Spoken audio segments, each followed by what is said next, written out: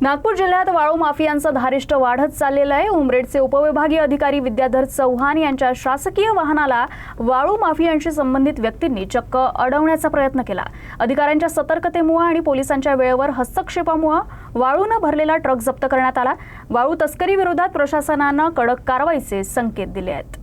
मिळालेल्या माहितीनुसार उपविभागीय अधिकारी विद्याधर चव्हाण हे सरकारी कामासाठी उमरेडहून भिवापूरला जात होते।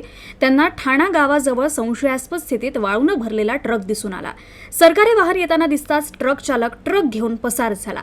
उपविभागीय अधिकारी चव्हाण यांनी सरकारी वाहनातून ट्रकचा पाठलाग सुरू केला। दरम्यान एक क्रेटा कार अचानक थांबली आणि एसडीओच्या गाडीला अडवण्याचा प्रयत्न केला। यामुळे काही काळ तणावपूर्ण परिस्थिती निर्माण झाली। परिस्थितीचे गांभीर्य ओळखून उपविभागीय अधिकारी चव्हाण यांनी तात्काळ पोलिसांना घटनेची माहिती दिली। माहिती मिळताच पोलिसांनी घटनास्थळी येऊन कारवाई करत वाळूने भरलेला ट्रक जप्त केला। प्रशासनाने अवैध वाळू वाहतुकीविरुद्ध कडक कारवाई सुरूच ठेवण्याचा संकेत दिलाय। या घटनेमुळे जिल्ह्यातील वाळू माफियांच्या कारवायांवर पुन्हा एकदा प्रश्नचिन्ह उपस्थित झालंय। पोलीस या प्रकरणाची चौकशी करत आहे आणि संबंधितांवर कठोर कारवाई करण्याची तयारी सुरू आहे।